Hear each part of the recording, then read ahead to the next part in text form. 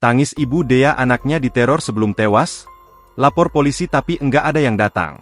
Menyarankan untuk lapor polisi katanya sih sudah laporan Babinsa yang di sini, laporan polsek di sini, katanya nggak ada yang datang, katanya kurang bukti juga.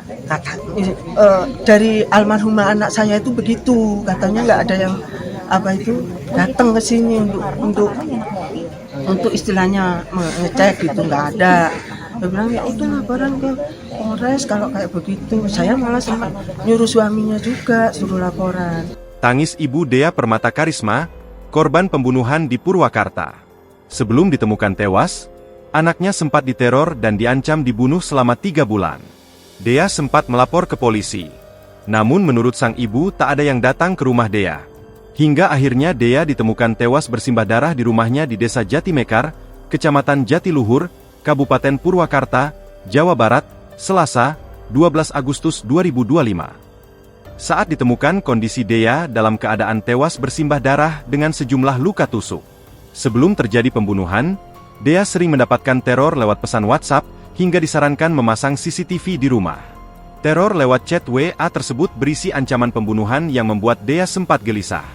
Dea pun sempat melaporkan keresahannya ke pihak kepolisian setempat namun tidak mendapatkan tindak lanjut. Hal tersebut diungkap oleh ayah korban, Sukarno dan ibu korban, Yuli Ismawati. Pernah cerita, sempat diancam berturut-turut selama 3 bulan. Bahkan orang itu sempat masuk ke dalam rumah juga dipergoki oleh pembantu.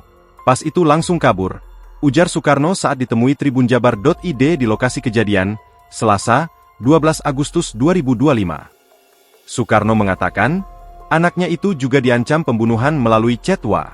Sementara itu, Yuli Ismawati juga membenarkan mengenai ancaman pembunuhan lewat pesan elektronik tersebut.